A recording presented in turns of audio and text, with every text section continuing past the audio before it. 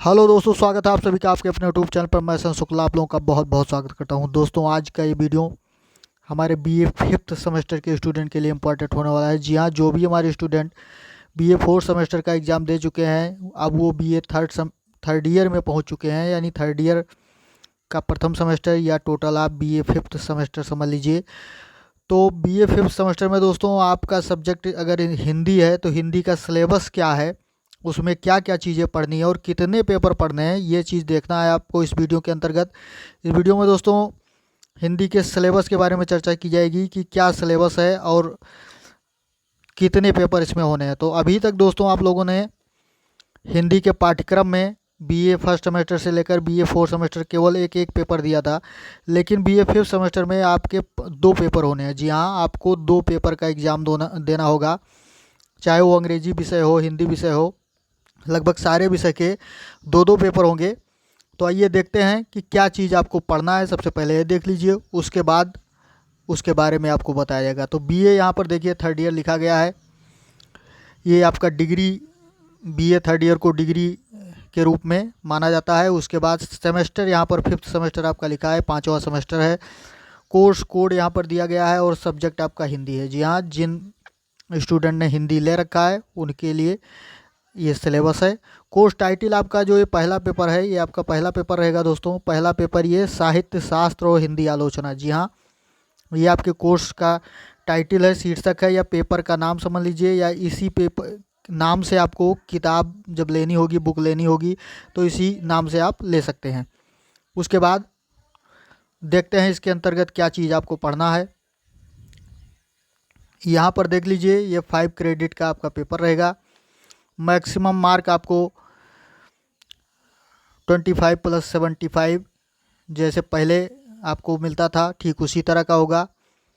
Minimum passing mark आप 10 plus 30, यानी 25 में 10 और 75 में 30, ये यहाँ पर दिया गया है। उसके बाद यूनिट और टॉपिक वाइज दिया गया है कि पढ़ना क्या चीज़ है आपको। प्रथम यूनिट में देखिए क्या पढ़ना है दोस्तों, क्या टॉपिक पढ़ने हैं। भारतीय काव्य शास्त्र, प्रथम यूनिट जो आपका है ये भारतीय काव्य शास्त्र से रिलेटेड है, और इसके अंतर्गत क्या पढ़ना है, काव्य प्रयोजन। जी हाँ, काव्य प्रयोजन के बारे में पढ़ना है, काव्य लक्षण के बारे में पढ़ना है, काव्य हेतु के बारे में पढ़ना है। उसके आगे देखते हैं दोस्तों क्या पढ़ना है। उसके आगे यहाँ पर दोस्तों पढ़ना है आपको काव्य का स्वरूप, काव्य की आत्मा, ये टॉपिक जो है इस पहले यूनिट में पढ़ने रहेंगे। सेकंड यूनिट में दोस्तों देखते हैं क्या पढ़ना है, भारतीय काव्य सिद्धांत। जी हाँ, भारतीय काव्य सिद्धांत पढ़ना है। अलंकार सिद्धांत, रीत सिद्धांत, रस सिद्धांत, ये सारे सिद्धांत इस टॉपिक के अंतर्गत इस यूनिट में आपको पढ़ने रहेंगे। उसके बाद और इस यूनिट के अंतर्गत क्या पढ़ना है दोस्तों, आपको ध्वनि सिद्धांत पढ़ना है, वक्रोक्त सिद्धांत पढ़ना है, औचित्य सिद्धांत पढ़ना है। ये सारे सिद्धांत तो दोस्तों आपको इसी टॉपिक के अंतर्गत पढ़ने रहेंगे, इसी यूनिट के अंतर्गत पढ़ने रहेंगे।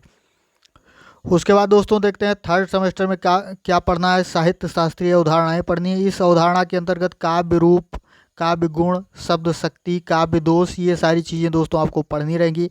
डिटेल में इसके बारे में आपको बताया जाएगा। बस अभी इस वीडियो में आप सिलेबस देख लीजिए कि आपको पढ़ना क्या चीज़ है। उसके बाद देखिए फोर्थ यूनिट यहाँ पर है, नाट्य शास्त्र इसके अंतर्गत रहेगा।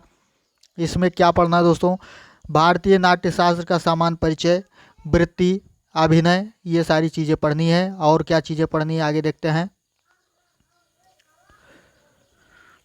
रूपक, जी हाँ, इसी में रूपक, इसी यूनिट के अंतर्गत कथा, नेता या नायक, नायिका, रंगमंचीय विशेषताएं, यानी नाट्य शास्त्र के जो उसी के अंतर्गत ये सारी चीज़ें आपको पढ़नी रहेंगी। उसके बाद पाश्चात्य काव्य शास्त्र, जी हाँ, पाश्चात्य काव्य शास्त्र के बारे में आपको पढ़ना है। अरस्तु का अनुकरण सिद्धांत और विरेचन सिद्धांत, यानी ये दो सिद्धांत आपको अरस्तु के पढ़ने रहेंगे। फिर कालरिज का क्या पढ़ना है दोस्तों, कल्पना और फैंटेसी, वर्ड्सवर्थ का काव्य भाषा सिद्धांत, रिचर्ड्स का संप्रेषण सिद्धांत, और टी.एस. इलियट का निर्वैयक्तिकता का सिद्धांत, ये आपको पढ़ना है दोस्तों। तो इतने सिद्धांत आपको पढ़ने रहेंगे पाश्चात्य काव्य शास्त्र के अंतर्गत। आगे देखते हैं दोस्तों क्या पढ़ना है। अगली यूनिट में दोस्तों आपको यूनिट नंबर 6 में पढ़ना है हिंदी आलोचना का इतिहास। तथा सैद्धांतिकी, यानी इस टॉपिक के अंतर्गत आपको हिंदी आलोचना का विकास पढ़ना है, सैद्धांतिक आलोचना पढ़ना है, स्वच्छंदतावादी आलोचना पढ़ना है, मार्क्सवादी आलोचना पढ़ना है और मनोविश्लेषणवादी आलोचना पढ़ना है। यानी इतनी आलोचनाओं के बारे में आपको अध्ययन करना है यूनिट नंबर 6 के अंतर्गत। अब यूनिट नंबर 7 में देखते हैं दोस्तों क्या पढ़ना है। समीक्षा की विचारधाराएं पढ़नी है, जिसमें नई समीक्षा, और आगे देखते हैं नवशास्त्रवाद। जी हाँ, क्या पढ़ना है दोस्तों, नवशास्त्रवाद पढ़ना है, यथार्थवाद पढ़ना है, अभिजात्यवाद और नव्य अभिजात्यवाद पढ़ना है, कलावाद, बिंबवाद, प्रतीकवाद, संरचनावाद तथा उत्तर संरचनावाद और विखंडन। यानी इतने टॉपिक जो हैं वो आपको इसमें पढ़ने रहेंगे। अब यूनिट नंबर 7 में देखते हैं क्या पढ़ना है दोस्तों। आलोचना एवं आलोचना दृष्टि के अंतर्गत आपको रामचंद्र शुक्ल की, आचार्य रामचंद्र शुक्ल जो आपके हिंदी के बहुत बड़े आलोचक हैं, उनका काव्य में लोकमंगल, ये आलोचना की उनकी रचना है, इसको पढ़ना है। प्रेमचंद का साहित्य का उद्देश्य पढ़ना है, जी हाँ, मुंशी प्रेमचंद का। उसके बाद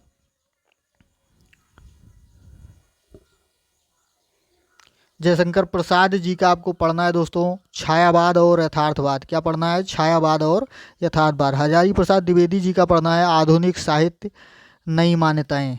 फिर डॉक्टर नगेंद्र का पढ़ना है मेरी साहित्यिक मान्यताएं। और रामविलास शर्मा का पढ़ना है तुलसी साहित्य में सामंत विरोधी मूल्य। फिर नामवर सिंह का आपको पढ़ना है कहानी नई और पुरानी। और मुक्तिबोध यानी गजानन माधव मुक्तिबोध की पढ़नी है नई कविता का आत्म संघर्ष। यानी इतनी चीज़ें आपको पढ़नी रहेंगी। ये आपका यूनिट नंबर 8 के अंतर्गत दोस्तों पढ़ना है। उसके बाद ये आपका पहला पेपर समाप्त हो जाता है। इतने ही टॉपिक्स आपको इसमें पढ़ने रहेंगे। इसके बाद सेकंड पेपर में दोस्तों देखते हैं कि क्या पढ़ना है और टॉपिक का नाम, सेकंड पेपर का नाम क्या है ये भी देख लीजिए। आपको सेकंड पेपर में क्या चीज़ पढ़ना है, यहाँ से देखिए।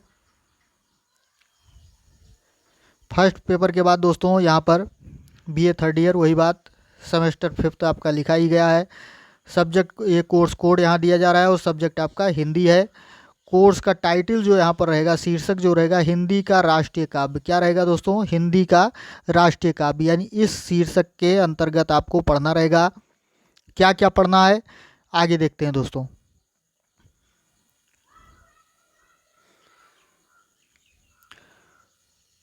पहला यूनिट जो आपको पढ़ना है दोस्तों, यहाँ पर यूनिट नंबर 1 के अंतर्गत क्या पढ़ना है दोस्तों आपको। फर्स्ट यूनिट में वीर गाथा काल का राष्ट्रीय काव्य। जी हाँ, वीर गाथा काल आप जानते हैं हिंदी साहित्य का जो काव्य इतिहास है, काव्य इतिहास को कई भागों में बांटा गया है। वीर गाथा काल, आदिकाल, ये सब इसी एक ही काल के नाम हैं। चारण काल वीर गाथा काल का ही नाम है, या प्राचीन काल भी कह सकते हैं इसको। तो इस काल का राष्ट्रीय काव्य आपको सबसे पहले पढ़ना है। इसमें चंद्रवरदायी जो प्रमुख कवि हैं इस काल के, पृथ्वीराज रासो के रेवा तट समय के अंश, यानी चढ़त राज पृथ्वीराज, ये चीज़ आपको पढ़ना रहेगा। यानी पृथ्वीराज रासो के रेवा तट समय के अंश को आपको पढ़ना है। उसके बाद जगनिक, यानी कवि जगनिक, इसका जो इनके जो मतलब इनकी जो रचना है आलखंड या आल्हाखंड आप कह सकते हैं। तो इसके अंतर्गत नैनागढ़ की लड़ाई अथवा आल्हा का विवाह, इसमें कौन सा खंड, प्रथम 5 सुमिरन अंश। और फिर ये कौन से अंश हैं, गया न कीन जिन कलजुगमा, डाट डाट करके भयानक मार। यानी यहाँ तक आपको पढ़ना रहेगा। और अंतिम 5 अंश पढ़ने हैं कि भोर भुरहरे और डाट डाट करके लड़ी हैं खूब वीर मलखान। यानी ये आल्हा खंड का भाग है दोस्तों। तो ये आपको पढ़ना रहेगा। इतने आपको वीर गाथा काल में पढ़ना है। दूसरा युग जो है काव्य का, काव्य साहित्य का इतिहास को जो दूसरे भाग में डिवाइड किया गया वो भक्ति काल है। भक्ति काल के बाद तीसरा रीतिकाल और चौथा आधुनिक काल है। तो भक्ति एवं रीतिकाल का राष्ट्रीय काव्य में क्या क्या चीज़ आपको पढ़ना है। सेकंड यूनिट के अंदर गुरु गोविंद सिंह का देव शिवा पर मोह ही है, बाण चले थे कुमकुम मानो, यानी ये पद पढ़ना रहेगा। यूँ सुने के बतियानती की, यानी ये पूरा ये 2 पद आपको पढ़ना रहेगा गुरु गोविंद सिंह का। उसके बाद भूषण का पढ़ना है दोस्तों। भूषण बहुत ही या राष्ट्रवादी कवि के रूप में इनको जाना जाता है। वीर काव्य के बहुत बड़े रचनाकार थे भूषण जी। भूषण जी का पढ़ना है इंद्रजिम जम पर, ये आपका एक पद हो गया। बाने फहराने, ये दूसरा पद है। निज म्यान ते मयूख हैं, ये पढ़ना है। दारुण दाहत हरना कुम विदायबे को, ये अगला पद पढ़ना है। तो इतने पद भूषण जी के आपको पढ़ने रहेंगे।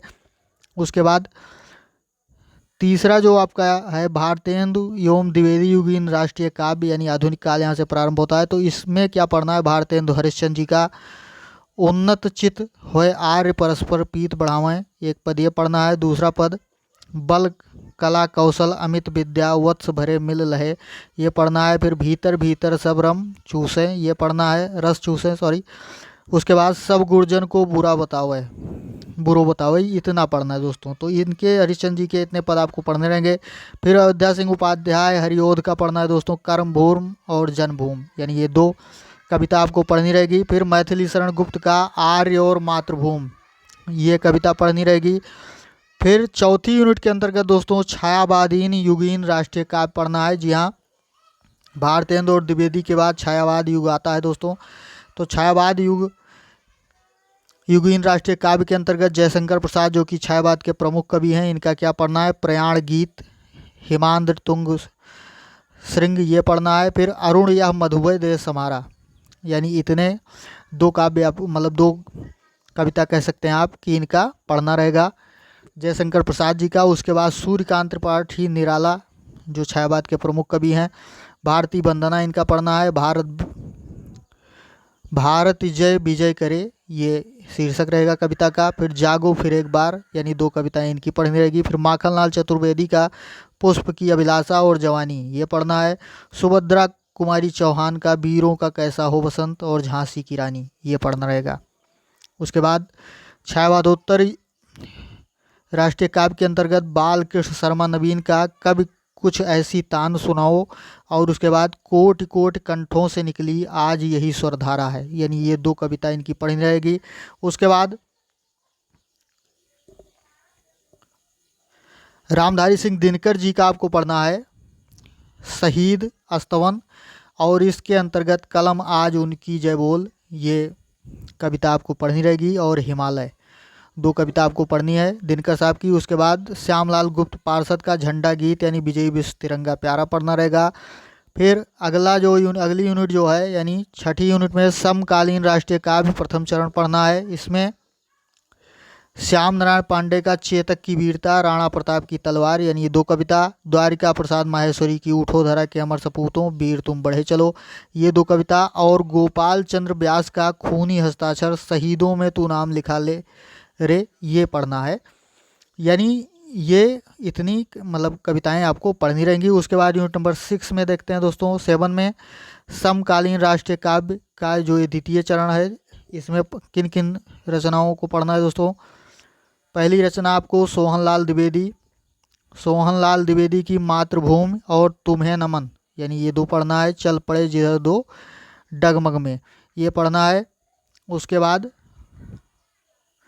इसी में पंडित अटल बिहारी वाजपेयी जी का आपको पढ़ना है कदम मिलाकर चलना होगा और उनकी याद करें, यानी ये दो कविता वाजपेयी जी की पढ़नी है। फिर डॉक्टर रमेश पोखरियाल निशंक का पढ़ना है मातृवंदना हम भारतवासी। और फिर यूनिट नंबर 8 दोस्तों यहाँ पर है हिंदी फिल्मी गीतों में राष्ट्रीय काव्य। जी हाँ, हिंदी फिल्मी गीत जो हैं, कई गीत हैं फिल्मों में जिनमें राष्ट्रीय भावनाएं झलकती हैं, राष्ट्रगीत जिनको आप कहते हैं, तो उनके बारे में पढ़ना है। अब यहाँ पर जो पहले कवि हैं आपके या पहले रचनाकार हैं गीतों के, वो कवि प्रदीप जी हैं। कवि प्रदीप का क्या पढ़ना है, आज हिमालय की चोटी से फिर हमने ललकारा है, जो किस्मत फिल्म से ली गई है, 1943 में ये फिल्म आई थी। उसके बाद कवि प्रदीप का दूसरा गीत पढ़ना है, ऐ मेरे वतन के लोगों जरा आँख में भर लो पानी, ये गैर फिल्मी है तो इसको पढ़ना है। उसके बाद कवि प्रदीप का ही अगला गीत पढ़ना है, हम लाए हैं तूफान से कश्ती निकाल के, ये जागृत फिल्म का है, 1954 में ये फिल्म आई थी तब की ये रचना है। उसके बाद आगे कवि प्रदीप जी का फिर से गीत और पढ़ना है, आओ बच्चों तुम्हें दिखाएं झांकी हिंदुस्तान की, ये भी जागृत से है 1954 में यानी 1954 में। फिर साहिर लुधियानवी का पढ़ना है, ये देश से वीर जवानों का, यानी ये साहिर लुधियानवी का लिखा हुआ गीत है दोस्तों, नया दौर फिल्म से लिया गया, 1957 में आई थी। उसके बाद प्रेम धवन का छोड़ो कल की बातें कल की बात पुरानी, यानी ये हम हिंदुस्तानी 1961 1961 की फिल्म है दोस्तों। फिर नीरज जी का पढ़ना है, ऐ मेरे वतन ऐ मेरे प्यारे वतन यानी काबुलीवाला 1961 में फिल्म आई थी। फिर कैफी आजमी का कर चले हम फिदा जाने तन साथियों, ये हकीकत फिल्म का गीत है, 1964 में आई हुई फिल्म का गीत है, ये पढ़ना रहेगा। फिर राजेंद्र कृष्ण की रचना जो है, गीत जो उनका है, जहाँ डाल डाल पर सोने की चिड़िया करती है बसेरा, यानी ये फिल्म सिकंदर आजम 1965 की फिल्म है, उससे लिया गया है। और फिर गुलशन बावरा का मेरे देश की धरती सोना उगले, ये उपकार फिल्म से लिया गया है 1967 यानी 1967 का। उसके बाद इंदिवर है प्रीत जहाँ की रीत सदा, पूर्व और पश्चिम फिल्म 1971 में यानी 1971 में फिल्म आई थी, इस फिल्म का गीत है, तो ये आपको पढ़ना है। फिर प्रसून जोशी का देश रंगीला रंगीला देश म्यारा रंगीला, ये फना फिल्म 2006 में आई थी, उसका गीत है दोस्तों। तो इतने गीत आपको पढ़ने रहेंगे और टोटल आपका ये 8 यूनिट हो गया। 8 यूनिट में इतने ही आपको पढ़ने हैं। तो ये आपका दोस्तों आपका सिलेबस हो गया बीए 5th सेमेस्टर का, यानी 2 पेपर आपको पढ़ने हैं, दोनों पेपर के बारे में डिटेल में जानकारी दे दी गई। आप लोग दोस्तों वीडियो को लाइक कर दीजिए और जो भी हमारे स्टूडेंट चैनल पर नए हैं वो सब्सक्राइब करके बेल आइकन प्रेस कर दें ताकि वीडियो की नोटिफिकेशन उन्हें समय समय पर मिलती रहे। तो आज के वीडियो में इतना ही दोस्तों, मिलते हैं अगले वीडियो में। धन्यवाद, जय हिंद।